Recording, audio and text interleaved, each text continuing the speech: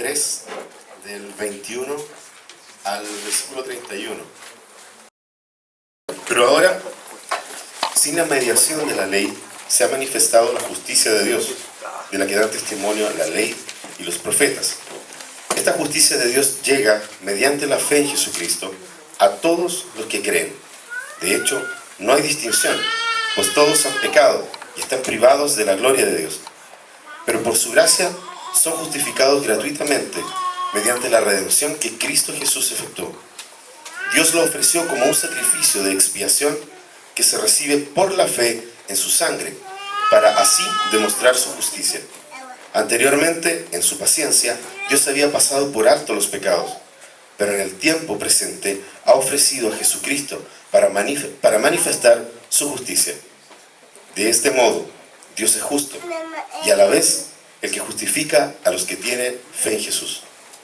¿Dónde pues está la jactancia? Queda excluida. ¿Por cuál principio? ¿Por el de la observancia de la ley? No, sino por el de la fe. Porque sostenemos que todos somos justificados por la fe, y no por las obras que la ley exige. ¿Es acaso Dios solo Dios de los judíos? ¿No lo es también de los gentiles? Sí, también es Dios de los gentiles, pues no hay más que un solo Dios. Él justificará por la fe a los que están circuncidados y, mediante esa misma fe, a los que no lo están. ¿Quiere decir que anulamos la ley con la fe? De ninguna manera, más bien confirmamos la ley.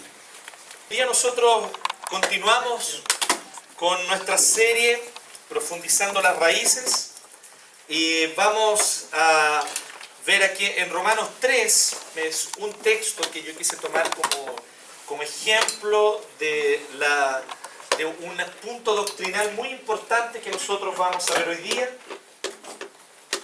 que se llama la justificación por la fe. Y de hecho, la Biblia lo dice con esa frase exactamente, por eso la ponemos entre comillas. Somos justificados por fe. ¿Sí? Entonces, la Biblia es muy clara con respecto a esta colocación. Somos justificados por fe, pero es importante tratar de entender de qué se trata esto de ser justificados por la fe. Para muchos de nosotros, una justificación era aquello que nos daba la mamá cuando faltábamos a clase, digamos. Y firmaba en una libreta de comunicaciones. Entonces, por lo menos ese fue mi primer acercamiento que recuerdo en mi vida a la palabra justificación. Entonces, tal vez pueda ser que para ti también signifique eso. Tal vez para otros de ustedes puede ser que justificación tiene que ver así como con de alguna manera presentar una buena razón que de alguna forma permita entender alguna situación negativa que ocurrió. O sea, por ejemplo, yo vengo y por alguna razón puedo llegar tarde, ¿cierto? Entonces yo llego tarde y digo, pucha, ¿saben qué? Lo que pasa es que venía camino para acá y me pilló un taco. Entonces yo tengo una buena razón que de alguna manera me justifica, ¿cierto? El por qué llegué tarde.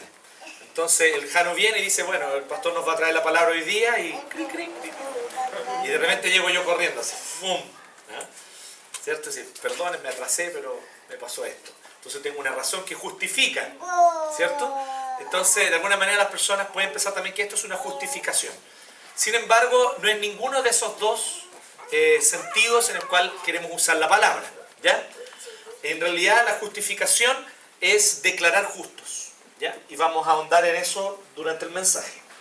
Pero yo quiero que nosotros pensemos con respecto a algo que Martín Lutero dijo. Martín Lutero dijo en cierta ocasión que esta doctrina bíblica de la justificación por la fe es el artículo de fe por el cual la iglesia se mantiene en pie o cae.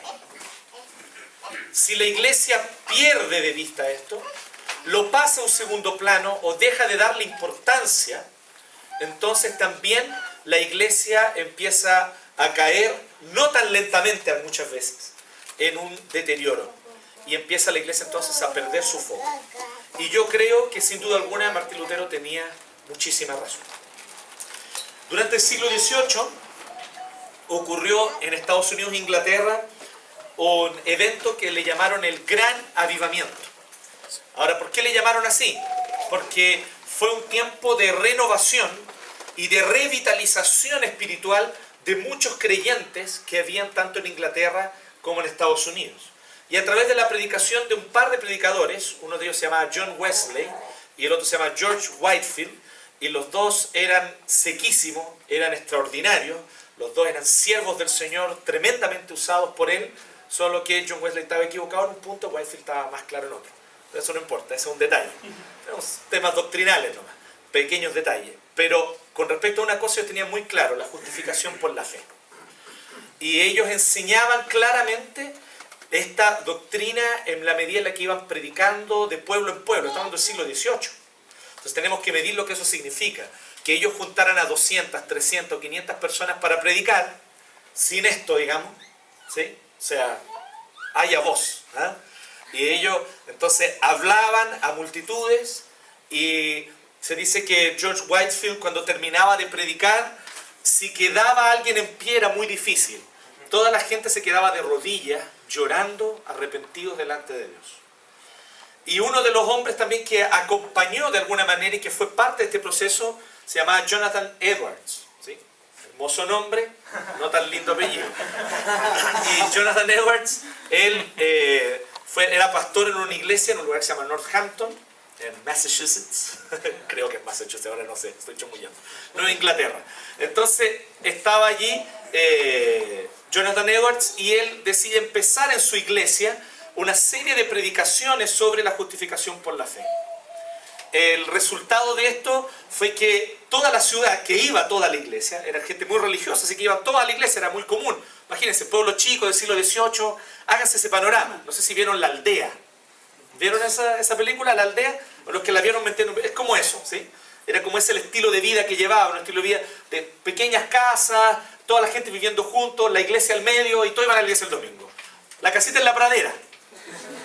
Son más populares, sí. Bueno, así, era como así donde vivían. Y resulta que Jonathan Edwards entonces tenía, prácticamente todo el pueblo iba a la iglesia, el problema de él no era ese. El problema es que la iglesia estaba llena de gente no arrepentida. Estaba llena de gente que se creían buenos. Estaba lleno de gente que venía a la iglesia y decía así, pucha que soy bueno, yo vine a la iglesia y otros pecadores que se quedan allá afuera, yo soy mejor que ellos. ¿Sí? Y probablemente más de alguno de ustedes está pensando eso exactamente en este momento. Entonces, Jonathan Edwards empieza a predicar al respecto de la justificación por la fe y el resultado de eso fue que justamente ocurrió un avivamiento en su ciudad. Y mucha gente empezó a arrepentirse genuinamente, a arrepentirse de sus pecados, a arrepentirse de su autojusticia, que se dan cuenta que no era más que una cáscara externa de buenas conductas y no una verdadera entrega de corazón a Dios. Entonces, quiero que nosotros pensemos al respecto de lo potente y de lo poderosa que es esta doctrina. Yo sé que nosotros tendemos a pensar que en las doctrinas no hay poder, porque las doctrinas son elucubraciones intelectuales acerca de asuntos.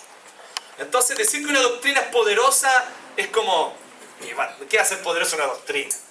La oración puede ser poderosa, ¿sí?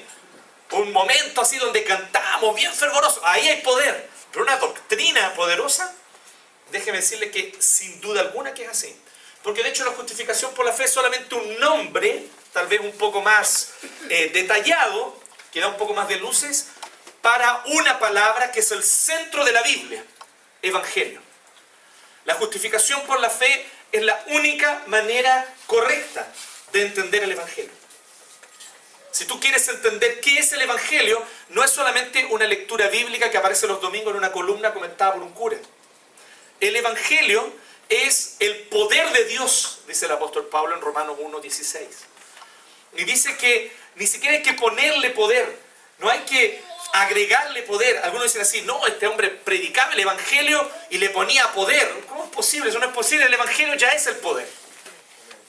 Entonces, si él necesitaba ponerle poder a lo que predicaba, tal vez era porque no predicaba el evangelio. Tal vez predicaba otra cosa. ¿Sí? El punto es que efectivamente el evangelio es el poder de Dios. Y este evangelio, si nosotros pudiéramos decirlo en una frase un poco más elaborada y que da algo más de detalles, es la justificación por la fe. Bueno, justificación por la fe. Hablemos un poquito más de historia. Disculpen que siga metiéndome en la historia, pero hablemos un poquito más de historia. Estamos nosotros llegando al 31 de octubre, ¿sí? donde se celebran cosas muy importantes, tales como Halloween. ¿Sí? Se pasa muy bien, se vacían calabazas, le prenden velita adentro, es súper entretenido.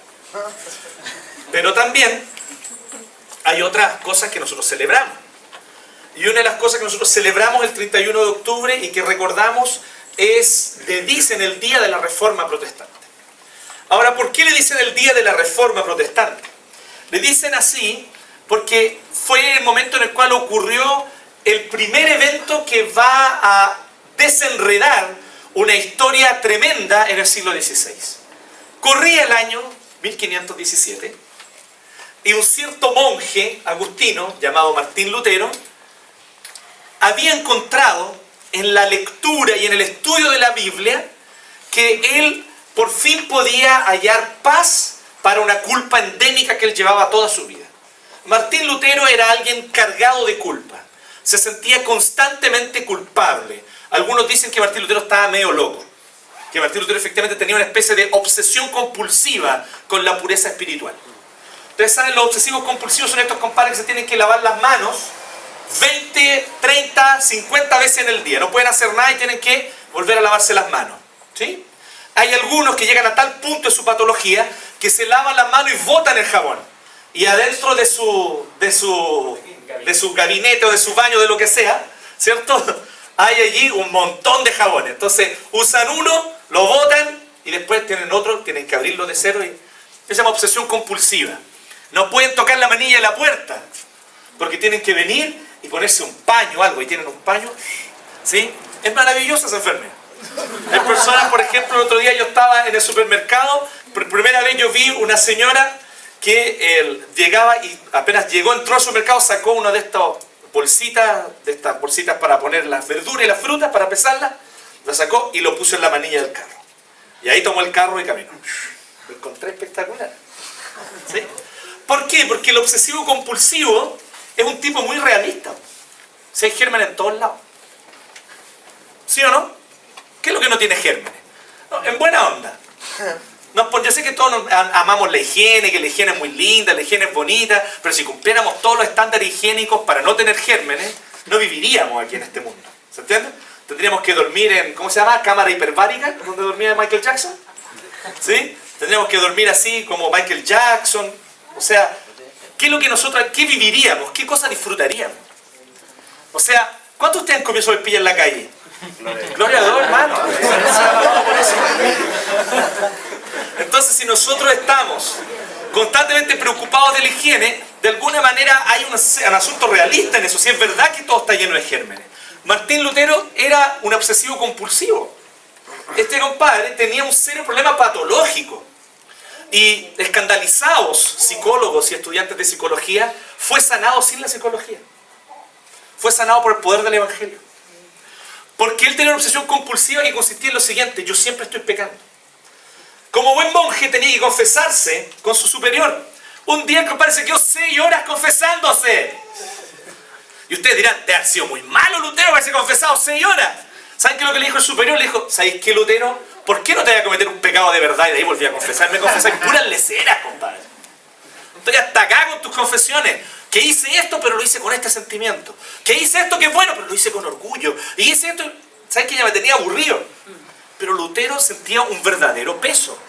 Era de verdad su peso. No podía dormir en las noches. Como ya se quedaba despierto, aprovechaba de autoflagelarse. Total, ya estaba despierto. No conseguía dormir. Así que un par de chicotazos en la espalda y se agarraba ahí. Un día lo mandaron a Roma, él dijo, aquí está la papa. En Roma sí que voy a encontrar paz, perdón. Ahí está el centro de la vida espiritual del cristianismo. Así que él fue y había una escalinata y él empezó a subir la escalinata de rodillas. Subiendo. 1, 2, 3, 4, 20, 30 peldaños. Llegó hasta arriba. Cuando llegó arriba, de repente él miró para abajo, un montón de gente subiendo y él dijo, ¿qué diablo estoy haciendo? No encuentro paz. Trato de solucionar mi problema porque sé que soy pecador y no sé cómo diablos luchar con esto. ¿Saben lo que le atormentaba a Lutero? A Lutero le atormentaba, y aquí es donde tiene todo que ver con nuestro mensaje de hoy día, la justicia de Dios. Lutero era más realista que todos nosotros al respecto de la justicia de Dios. Él sabía muy bien que la justicia de Dios lo hacía merecedor de la más terrible condenación. No importando si era pecado grande o pecado chico, esa diferencia la hacemos nosotros. Pero delante de Dios y ante el carácter santo de Dios, el pecado es pecado. Y el pecado es una violación a la santidad y a la perfección de Dios. Y Dios es tan justo, tan santo y tan perfecto que su justicia nos hace merecedores de la muerte. Y Lutero tenía clara conciencia de esto. Lutero entendió esto tan claramente que a él no le pasaba eso que a nosotros nos pasa hoy día. Nosotros hoy día somos más postmodernos. Entonces la culpa es algo malo, la culpa es patológica, la culpa hay que eliminarla. Entonces, él no tenía problemas con todos esos textos del Antiguo Testamento que dice así. Y Dios vino y les dijo, hay que destruir la ciudad entera. Y destruyeron la ciudad entera. Y nosotros como que luchamos con eso y decíamos, pero ¿cómo Dios va a pedir eso? Es un poco cruel. Lutero no tenía ese rollo, porque Lutero sabía mejor que tú y yo la justicia de Dios. Entonces decía, se lo merecen, son pecadores. ¿Quién va a quedar vivo ahí? ¿Quién merece vivir? Todos pecadores. Y los bebés concebidos en pecado. Salmo 51. Si la raza humana debiera ser eliminada. La raza humana es el peor mal, la peor plaga de la tierra. ¿Sí? Hay algunos que dicen eso, ¿no? La plaga de la tierra es el ser humano. Hasta cierto punto no es tan poco realista eso. Tiene un cierto punto de verdad. Así que efectivamente Lutero no tenía problemas con eso. Él entendía tan claramente la justicia de Dios que su problema era que sentía culpa constantemente. Y él no sabía cómo eliminarla de su vida. Y hizo de todo. De hecho se metió a monje por eso. Se metió a monje porque sentía una culpa tremenda. Entonces cuando nosotros pensamos al respecto de la experiencia de Lutero, nos damos cuenta de algo muy hermoso. Lutero, estudiando la Escritura, se encuentra con este texto que dice así, que no me avergüenzo del Evangelio porque es poder de Dios para salvación, porque el justo por la fe vivirá. Eso está en Romanos capítulo 1, en el mismo libro de la Biblia que estamos ahí, pero en el capítulo 1, versículos 16 y 17. A la verdad, no me avergüenzo del Evangelio, pues es poder de Dios para la salvación de todos los que creen. De los judíos primeramente, pero también de los gentiles, o sea, de los que no son judíos, de todos los de los otros pueblos. De hecho, en el Evangelio se revela la justicia que proviene de Dios. Y esto es terrible, dice Lutero. ¿Cómo se va a revelar la justicia? Si la justicia de Dios se revela, morimos todos. Si la justicia de Dios se manifiesta en este lugar, caemos todos muertos. Porque su justicia es santa y tú y yo somos pecadores. Y dice, la cual, o sea, la justicia es por fe, de principio a fin. Tal como está escrito, el justo por fe vivirá. El justo vivirá por fe. Y esto trajo un impacto tremendo a la vida de Lutero. Él se dio cuenta que en realidad él ya no necesitaba cargar con una culpa endémica. Él se dio cuenta de que él podía encontrar paz y alegría porque la justicia de Dios, que es su santidad perfecta, se manifestó en la persona de Jesucristo. ¿Y qué es lo que hizo Jesucristo? Jesucristo, que es la justicia, la santidad, la perfección de Dios, fue hasta la muerte, murió como el más asqueroso de los criminales, siendo puro y perfecto, porque murió la muerte que Lutero merecía morir. Y a cambio, Jesucristo le regaló la perfección que no es de él, que es de Cristo, pero se la regaló solo por el acto de creer en Jesús. Desde ese día en adelante, desde el momento en el cual él creyó en Jesús, él se dio cuenta, soy justo ante los ojos de Dios. Ya no soy merecedor de condenación, no por mí mismo, sino porque la justicia de Cristo me representa, me cubre delante del tribunal de Dios. Esta verdad impactó profundamente. Así que Lutero empezó a enseñar esto en la Universidad de Wittenberg. Pero, como las historias son entretenidas, por lo menos yo encuentro, había un hombre llamado Johann Tetzel. Y Johann Tetzel era un predicador así, un televangelista del siglo XVI. No había tele, pero era como un televangelista. Porque él llegaba a los lugares y hacía un gran show.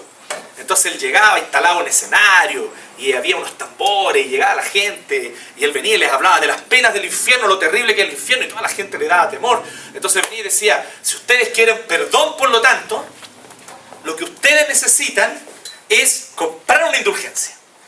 Compra esta indulgencia. Está firmada directamente por el Papa y tiene el sello ahí del anillo papal. Y esta indulgencia permite que usted tenga perdón. Esta indulgencia se llama indulgencia plenaria, porque te perdonaba de tus pecados, pero tenías que dar una módica suma. Todo esto era parte de una estrategia, ¿cierto?, para poder construir, eso es lo que se dice, lo que actualmente es la Capilla Sixtina, para poder pagar todos los costos de eso. Así que estaban en eso, y Johann Tetzel empieza a viajar de ciudad a ciudad en Alemania. Gran éxito. Johann Tetzel reúne multitudes. Gran avivamiento en Leipzig. Johann Tetzel, predicador. Y ahí llegaba Johann Tetzel, declaraba sanidad, declaraba todas las cosas. Era un apóstol. Y ahí está Johann Tetzel en eso, predicando en todos lados. Y Lutero se entera de que nuestro amigo Tetzel venía a Wittenberg.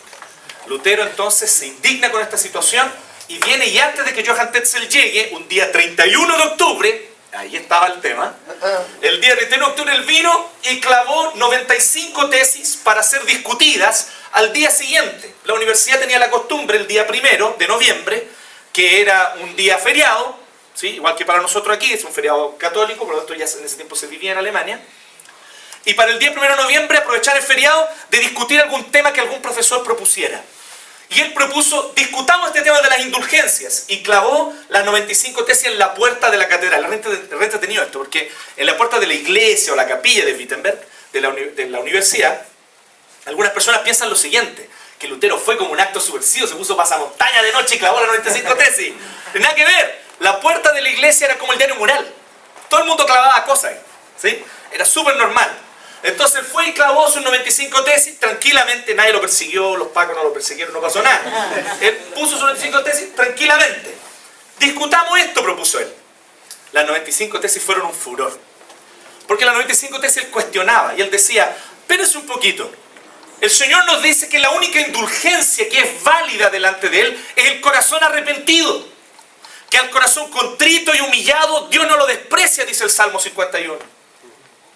¿Por qué nos vienen a decir que tenemos que dar plata para recibir de Dios la bendición de su perdón? Qué increíble, ¿no? Qué ganas de que se levante nuevamente Lutero, ¿no? Lutero se está revolcando en su tumba con la cantidad de gente, pseudo pastores, que usando el nombre evangélico son unos verdaderos Johann Tetzel. Son la plaga, son los parásitos puestos por Satanás en la iglesia de Cristo. Dios quiera que caigan todos. Porque nosotros necesitamos entender que esto no se trata de mi justicia ni de tu justicia. Quiero ser muy claro con esto. Y lo digo con mucho temor. Pero lo digo también con mucha claridad. Cuando nosotros entendemos que estamos aquí por Cristo y por el Evangelio, entendemos que no importa quién está adelante. Puede ser que esté yo adelante o no. Puede ser que haya otro predicador mañana. Puede ser que yo les falle a ustedes. Pero déjenme decirles que Cristo nunca les va a fallar. Y estamos aquí por Cristo. No por seguir a un hombre, ni un pseudoapóstol, menos aún. Entonces nosotros tenemos que entender esto. Y esta fue la verdad que Lutero proclamó. Ante este panorama lamentable, también empieza a ocurrir una verdadera revolución. Así que toman las tesis, sin permiso de Lutero, dicen ahí, y empiezan aprovechando el nuevo invento de la imprenta, que llevaba poquito tiempo, vamos imprimiendo 95 tesis. Y cuando llegan a Francia, los compañeros dicen, traduzcamos esto, lo traducen al francés, lo traducen al inglés, y quedó la embarra. Y así, un escrito tras otro de Lutero empiezan a difundirse. Esto que ocurrió con Lutero fue una verdadera revolución y fue lo que nosotros llamamos de reforma protestante. El tema es el siguiente, Lutero estaba el mismo en un peregrinaje. Si ustedes tienen la oportunidad de leer las 95 tesis, no son una gran colocación doctrinal. Las 95 tesis, de hecho, no son un documento doctrinal. Eran 95 ideas, eso significa tesis. Tengo 95 ideas que quisiera discutir sobre este asunto de que Johann Tetzel quiera vender indulgencia. Fue muy interesante porque después de la publicación de las 95 tesis, llega Tetzel a Wittenberg con toda su parafernalia, con los tambores, con todas las luces, ¿cierto? Los fuegos artificiales y todo, y no llega nadie. Entonces Tetzel se puso, dijo, algo está pasando aquí. Y fue a la siguiente ciudad y nadie. Y fue a la otra ciudad y nada. Cero éxito. Lo que estaba ocurriendo es que las personas estaban leyendo las 95 tesis. También estaban, por lo tanto, cuestionando el verdadero valor de las indulgencias. O sea, ¿desde cuándo para tener el perdón de Dios o para tener la bendición de Dios necesito poner dinero? ¿De dónde sacaron eso? ¿Sí? Ese es el punto. Así que Lutero en ese peregrinaje empieza a profundizar y descubre con cada vez mayor profundidad esta doctrina, que es la doctrina de la justificación por la fe. Recomendación personal para ustedes. Tomen su Biblia y lean el libro de Romanos completo. El libro de Romanos es verdaderamente revolucionario. La carta del apóstol Pablo a los romanos es potente. Es potente. Se los digo como testimonio personal incluso. ¿Sí? En un periodo de mi vida muy oscuro, donde yo estaba siendo prácticamente engatusado por una secta mientras estaba en la universidad. En ese contexto, fuertes cuestionamientos se levantaron. Hoy día yo entendí que era de parte de Dios. El Señor me hizo cuestionarme en qué yo estaba metiendo, por qué me estaba metiendo en eso. Así que yo fui y dije, bueno, en esta secta me enseñaban que si yo tenía alguna duda tenía que orar, ayunar y leer la Biblia. Buena recomendación. Entonces yo dije, voy a hacer eso, voy a orar, ayunar y leer Romanos. Y leí Romanos y todo lo que enseñaba la secta estaba más equivocado que no sé qué. Enseñaban la autojusticia, enseñaban que las personas se perfeccionaban por su esfuerzo, enseñaban que el cristiano, si es verdaderamente cristiano, no puede pecar nunca más, y un montón de cosas que no están en la Biblia, y leyendo Romanos, simplemente eso se hizo evidente para mí. No puede ser esta cuestión.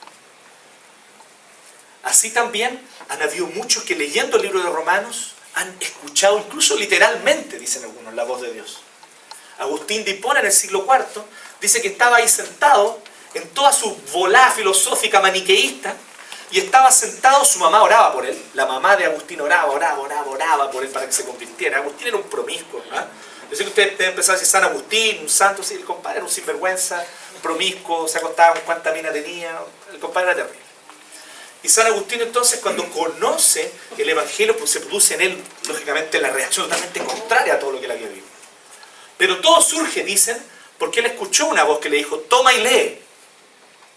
Y él se da vuelta y estaba ahí un libro de Romanos, una edición de la carta de Pablo a los romanos.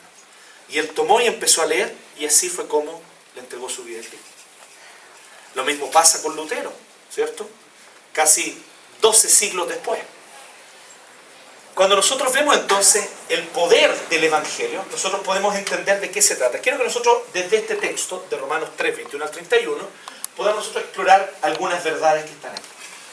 La primera de ellas es que la justicia de Dios es perfecta e implacable y demanda perfección para ser salvo.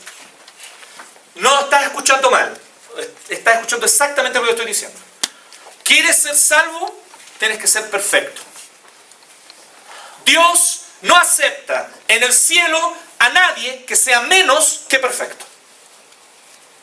Solo los perfectos son salvos. Solo aquel que nunca ha fallado a la ley de Dios, que nunca ha codiciado el bien del otro, que nunca ha guardado rencor en su corazón contra su prójimo, que nunca en su mente ha deseado mal contra otros. Aquel que nunca ha fallado a la ley de Dios en siquiera un aspecto, solo ese puede ser salvo. Porque la justicia de Dios es perfecta e implacable. Eso es evidente. Toda la Biblia lo muestra. El Salmo 15 dice, ¿quién subirá al monte de Jehová? ¿Quién podrá estar en su presencia? El limpio de manos y puro de corazón. Aquel que no ha elevado su alma a cosas vanas. Aquel que nunca ha jurado con engaño. Aquel que incluso ha mantenido su promesa, aunque es perjudicado con eso. Yo hago una promesa, pero si empiezo a ser perjudicado, arranco. Pero el que hace eso no puede tener comunión con Dios. No puede subir al monte santo de Dios. No puede llegar ante su presencia. Porque Dios es perfecto y su carácter es santo. Dios no puede ceder en su santidad. Tú no puedes confiar en un juez que, viendo todas las evidencias contra el criminal que entró a tu casa, te robó las cosas, mató a tu hijo, violó a tu esposa, y el juez que tiene todas las evidencias contra ese criminal viene y dice: soy un juez muy amoroso. Como soy tan bondadoso, voy a dejar que este criminal salga libre. Yo tengo otra oportunidad, porque tengo un corazón paternal. Muchos de ustedes quieren que Dios sea así. Ese no es el Dios de la Biblia. Esa es una infamia, una invención de nuestra mente, porque somos tan asquerosamente pecadores que creemos que Dios se va a rebajar para estar a nuestra altura. Y Dios no va a rebajar ni un ápice, ni un centímetro, ni un milímetro de su santidad. Dios no abandona su santidad ni un gramo. Todo lo que pesa su santidad por completo está sobre nosotros. Usamos el nombre de Dios constantemente. Y de cuántas maneras estúpidas y vanas lo usamos. Para justificar las asquerosidades más tremendas de nuestro pecado. Para justificar nuestra discriminación contra el que es diferente, usamos el nombre de Dios. Para justificar nuestros pecados, usamos el nombre de Dios. Para justificar nuestra arrogancia y nuestro orgullo, usamos el nombre de Dios. Déjame decirte que por mucho menos que eso, ciudades enteras perecieron bajo el fuego en el Antiguo Testamento. La justicia de Dios es implacable. Y no pienses que porque estás haciendo un esfuerzo por ser bueno, eso vale algo delante de Dios. Porque sigues abrazando tus ídolos, pensando que tu trabajo, tu vocación, tu esfuerzo, tu familia, tus hijos o no sé qué cosa te dan más sentido y propósito a tu vida que Dios. Los idólatras eran condenados a muerte en el Antiguo Testamento. Hace tiempo estaríamos tú y yo sepultados bajo las piedras. Y sería justo. Tú sabes que la santidad de Dios es tan implacable que es por eso que todo el Éxodo y Levítico hablan de la pena de muerte constantemente. No es que Dios en ese momento estaba más enojado que ahora. Es el mismo Dios. Si un hijo desobedecía a los padres, debía ser apedreado hasta la muerte. Ninguno de nosotros aquí habría pasado los 12 años. Algunos con 5 o 6 años. Ninguno de nosotros. ¿De qué manera nosotros hemos pecado contra la santidad de Dios? Y no estamos conscientes de lo grave y de lo serio que es eso. ¿De qué manera nosotros, por las motivaciones más sucias, escabrosas y egoístas, hacemos cosas como dar el diezmo? No lo damos con alegría, porque amo a Dios, porque amo al Señor y quiero hacerlo porque estoy agradecido. No, mentira. Lo haces porque quieres manipular a Dios. Porque alguien algún día te contó una historia y te dijo que si tú dabas el diezmo nunca te iba a faltar y empezaste a darlo. Porque alguien te dijo un día que si dejaba de dar el diezmo puede ser que vinieran deudas sobre tu vida y tú no querías endeudarte, así que das el diezmo. ¿Cuántos de nosotros venimos a adorar a Dios? Venimos a reunirnos con la iglesia de Cristo para cantar con el propósito de manipular a Dios.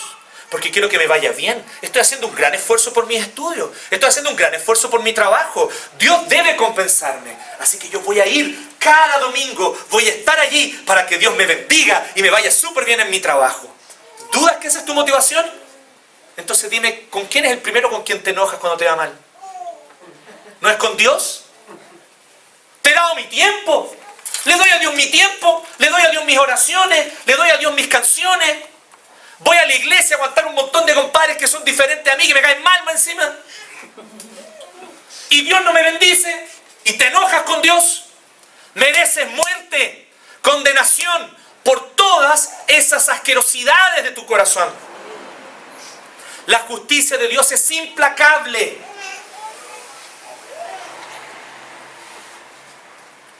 No, Moisés, le dijeron al pueblo de Israel. Es que te demorabas mucho en la montaña y por eso hicimos este becerro. sé buenito con nosotros. Bueno, voy a ser buenito. Vamos a moler este becerro de oro y se los vamos a dar a ustedes para que se lo coman. ¿Les parece? Ya que les gusta tanto, tómense esta agüita con oro. Y me acuerdo que leyendo ese texto, alguien comentó, un amigo mío dijo, pero si la gente se moría. Y el profe que nos estaba guiando en ese momento en el seminario, en la lectura del Éxodo, dijo, esa era la idea, que se murieran. Y a los que quedaron vivos, se sacó la espada y los mató. Porque Dios le dio la orden. Y vino el pueblo y dijo, ay, pero Moisés, aquí no comemos carne, comemos estas puras hojuelas que caen de aquí. Oye, si en Egipto nosotros comíamos carne, cebolla, ajo. Y Dios les dijo, perfecto, ¿quieren carne? Les voy a enviar cualquier carne. Y vinieron un montón de codornices. Y las codornices llegaron por el desierto y cansadas empezaron a caerse donde estaba el pueblo. Y todos dijeron, ¡oh, carne! Y empezaron a tomar y a agarrar. Y Dios les dijo, ¿tienen harta carne? Sí, tenemos como para 15 días. Dios les dijo, bueno, cómansela toda de una vez. Y se las comieron hasta que se murieron. Y hubo hombres que simplemente por murmurar contra Moisés, se abrió la tierra y se los tragó. Y entonces tú te paras ahí y dices, pero ese es el Antiguo Testamento, un pastor, estoy perdido. El Nuevo Testamento no es así, Dios es un Dios de amor, Dios es Padre. Déjame contarte una historia del Nuevo Testamento. Habían dos hombres, se llamaban Ananías, un hombre y una mujer, Ananías y Zafira. Y Ananías y Zafira estaban en la iglesia del Nuevo Testamento, gozando el Evangelio. Cristo había venido y gozando el amor de Dios y sabían que Dios era su Padre.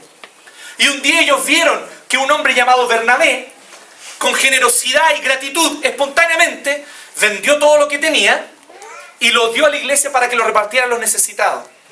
Y Ananías y Zafira vieron esto y dijeron, si nosotros hacemos eso, también a nosotros nos van a respetar y nos van a querer. ¡Hagámoslo! Y este matrimonio se puso de acuerdo. Y vendieron una propiedad, pero la vendieron por más de lo que dijeron.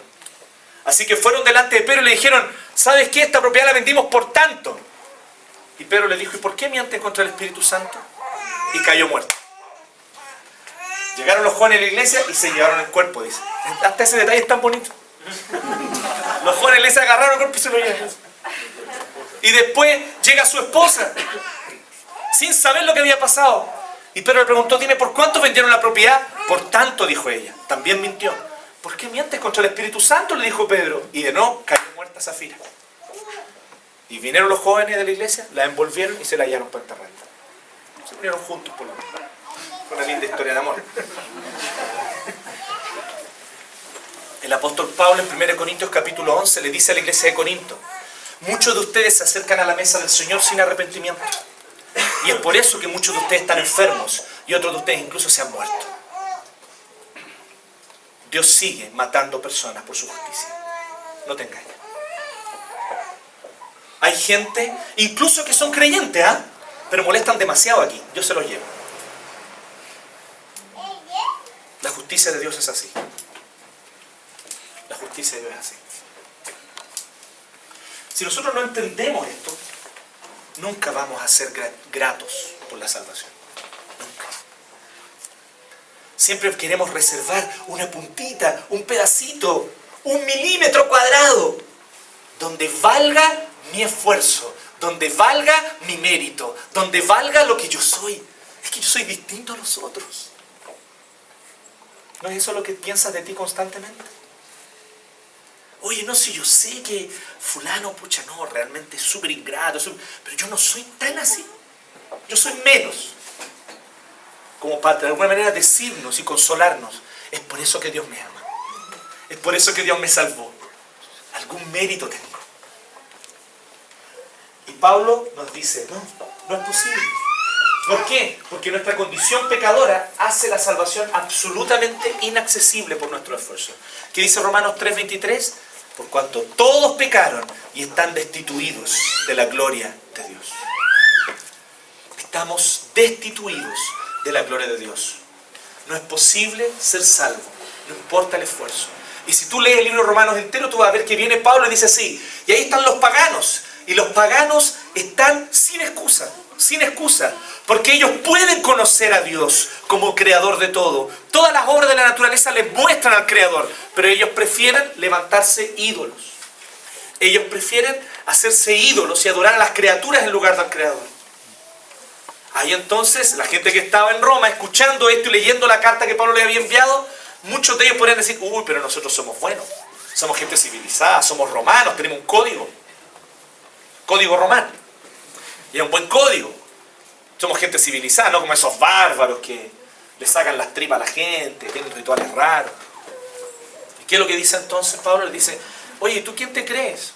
¿Que porque eres bueno y haces el bien, supuestamente eres alguien civilizado? Y entonces también les puntualiza cada uno de sus pecados. Y quedaban los judíos, y los judíos decían, pero nosotros conocemos la ley de Dios.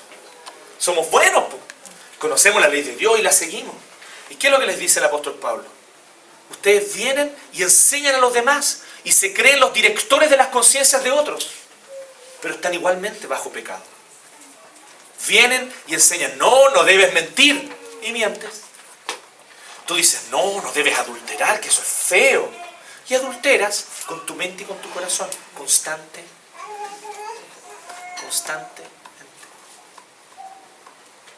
¿De qué me habla? ¿De qué justicia me habla?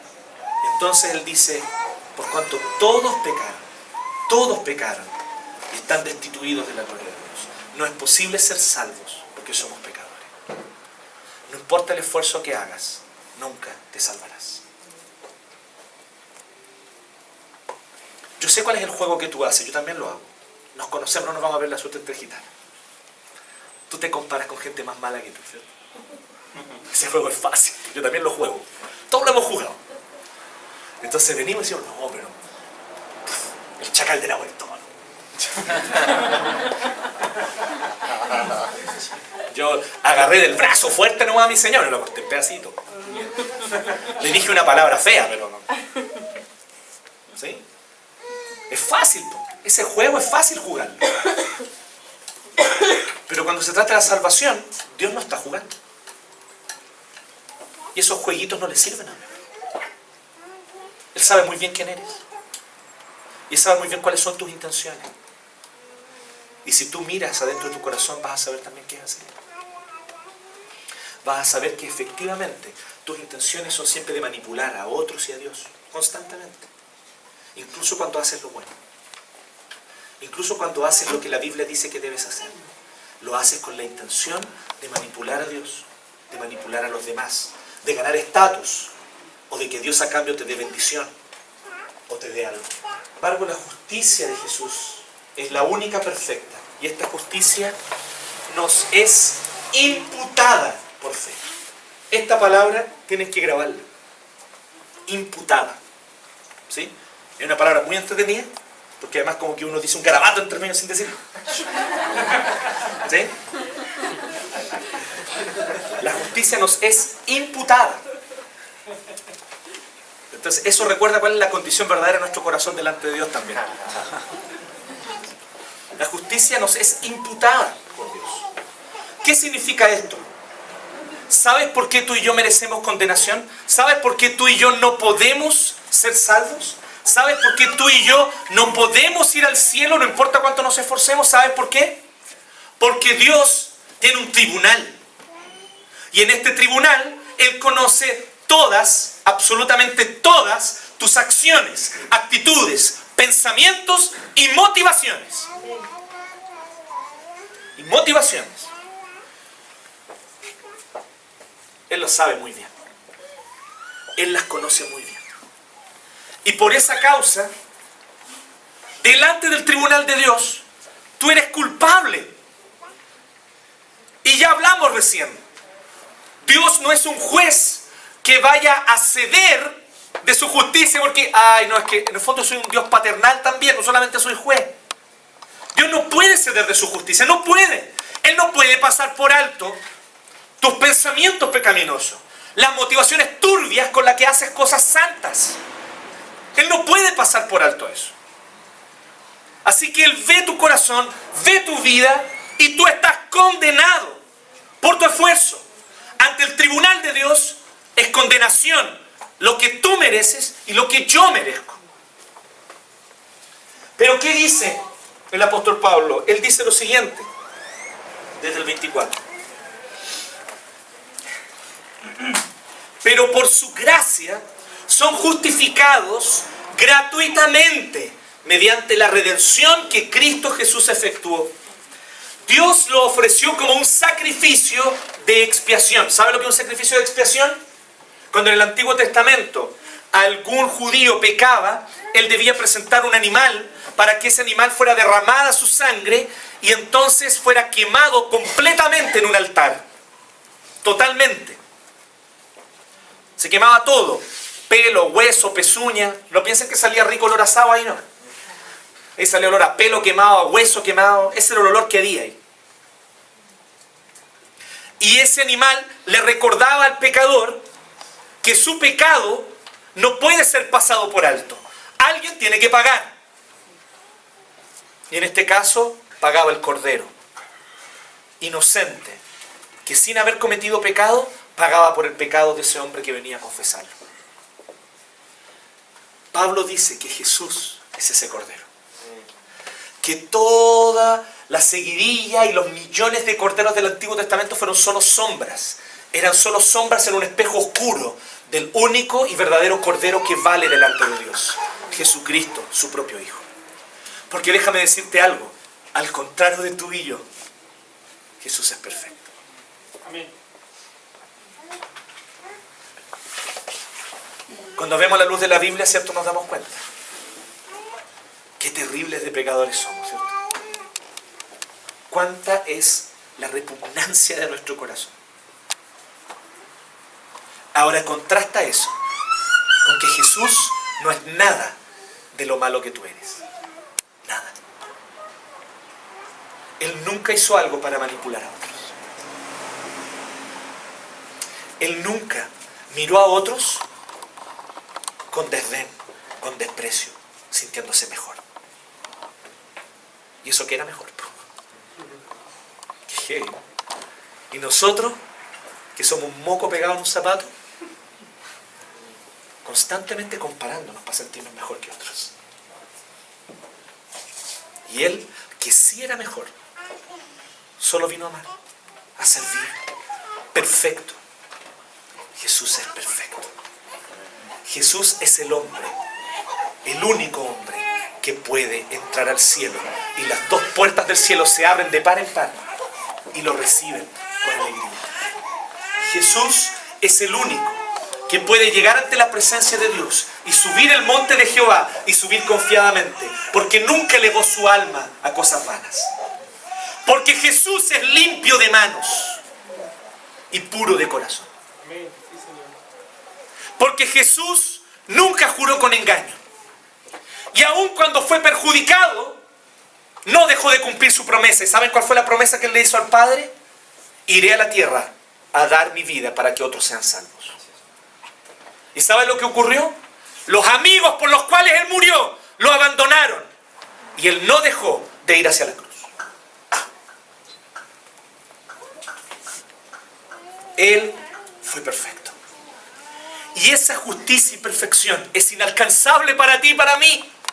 Jamás vamos a poder vivirla. Jamás podremos ser así. No podremos nosotros ser siquiera un poquito, 1% de lo que es Él. Nada. Pero la justicia de Jesús, aunque es la única perfecta, nos es imputada.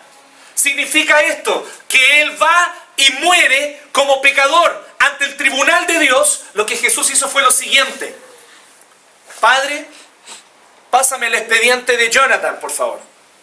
Ahí viene la M, Muñoz, muchos expedientes muy grandes, y llega el mío, con carros, un carro, 2 carros, llenos de expedientes, todos los pecados. Cámbiales el nombre, ponlos a mi nombre: Jesús, Cristo, Hijo de Dios. Y a cambio, entrégale a Jonathan mi hoja de antecedentes. Una hoja limpia, blanca, sin nada. Ante el tribunal de Dios, la hoja de Jesús está con mi nombre. Por eso soy salvo. Y por eso tú eres salvo. te quiero decir una cosa. ¿Sabes lo que esto significa? Que tú no eres salvo porque le entregaste tu vida a Cristo. Qué heavy, ¿no? Tú no eres salvo porque aceptaste a Jesús en tu corazón. Todas esas cosas son consecuencia de tu salvación.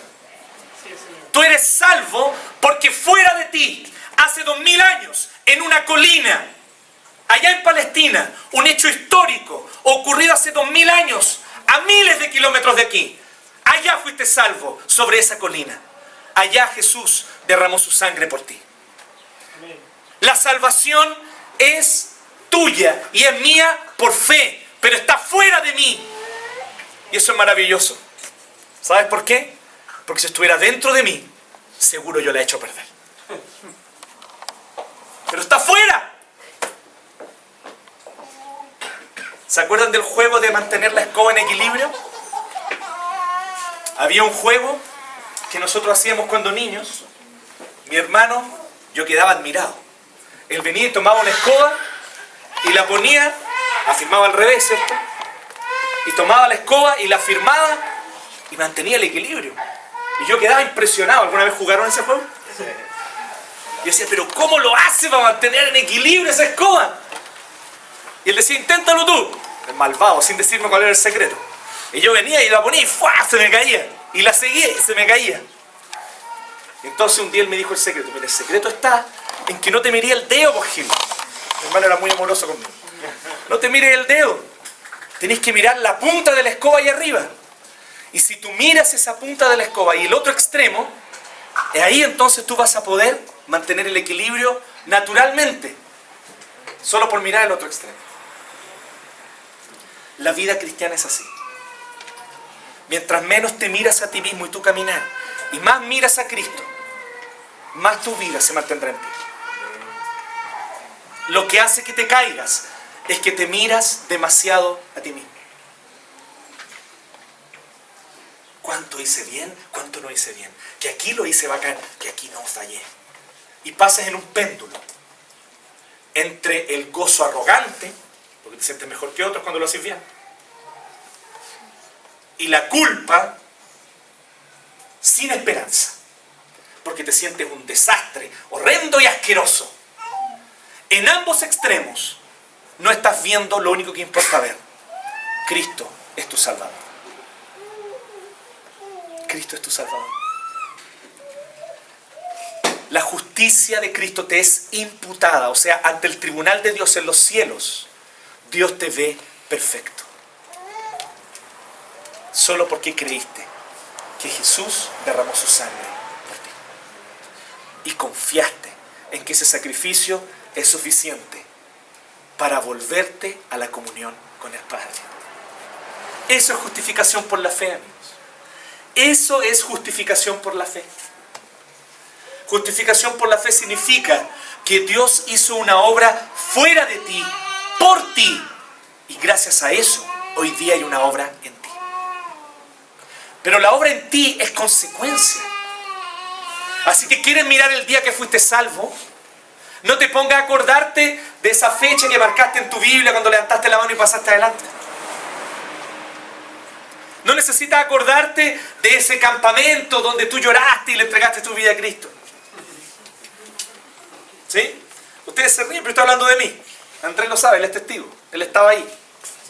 Yo tenía 13 años. Andrés tenía un poquito más.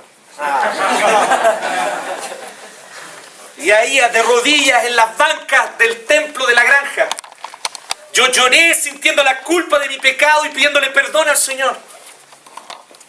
Pero muchos meses después yo entendí lo que ocurrió. Muchos meses después entendí que no fue ahí donde fui salvo. Fui salvo hace 2000 años en el Calvario.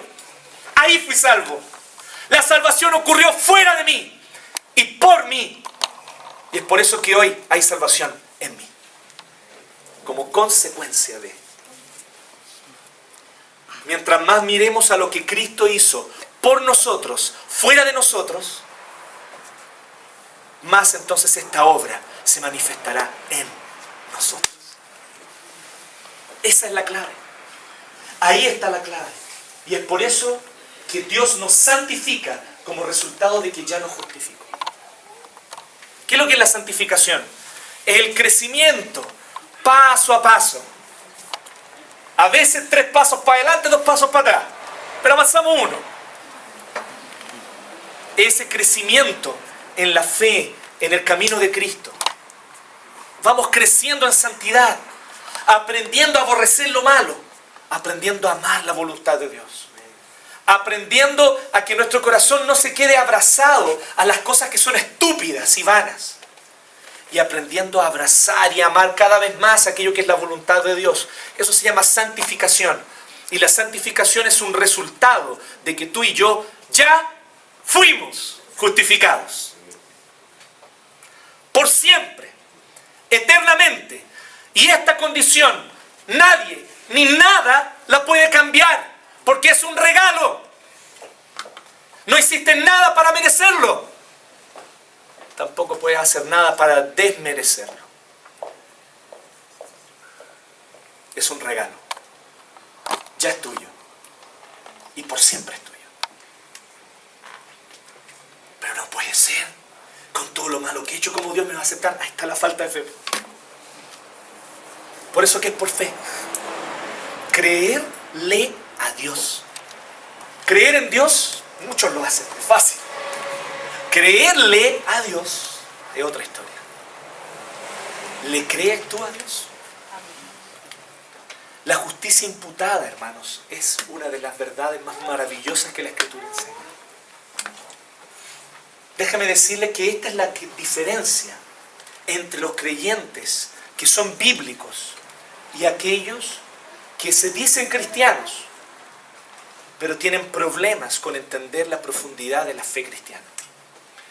Hay personas en muchas iglesias, evangélicas, católicas, de otro tipo, de todo tipo, muchas personas que confunden y piensan que la justicia les es infundada. O sea, que viene Dios y les pone la justicia de Cristo adentro. Y eso se le llama aceptar a Cristo. Entonces tú aceptaste a Cristo y la justicia te es puesta adentro. Y ahora tú vas a luchar. Porque hay una parte buena y una parte mala. Está la justicia de Cristo y está tu naturaleza pecaminosa luchando. Pero tú tenés que darle a la naturaleza verdadera, a la de Cristo, a la naturaleza espiritual. Tienes que permitir que venza y luchar contra la naturaleza pecaminosa. Y si vas luchando paso a paso, pasito a pasito, llegarás y un día a lo mejor serás salvo. Conozco hermanos que uno viene y le dice, ¿cómo está, hermano? Y dice, aquí, hermano, luchando por la salvación. Aleluya. Y yo le digo, lucha todo lo que quieras, nunca podrás ser salvo. Lucha, desgástate luchando, derrama tu sangre, lucha hasta el final y te vas al infierno. Porque tu lucha y mi lucha no valen nada delante de Dios, porque el corazón está putrefacto. El problema es más profundo. Pero reconoce que Cristo luchó por ti. Y no me interesa en qué lodo estuviste metido. A Dios no le importa si viviste una vida de promiscuidad. A Jesús no le importa y no le importó que las mujeres que se acercaban a Él en arrepentimiento habían vivido vidas de prostitución. A Él no le importó que las mujeres que se acercaron a Él habían adulterado. Que los hombres que se acercaron a Él se habían enriquecido ilícitamente, oprimiendo al pobre. ¿Sabes por qué no le importó? No porque no le importa el pecado. No le importó porque Él murió por ellos. Y ellos se arrepintieron. Y cuando hay fe en Jesús, hay arrepentimiento verdadero. Así que no importa dónde tú estuviste. No importa lo que hiciste. Dios te ve perfecto. Porque cuando te mira a ti, no te ve a ti. Él se pone los lentes de Jesús y te ve a través de Jesús. Así que ya no te ve a ti, ve a Jesús.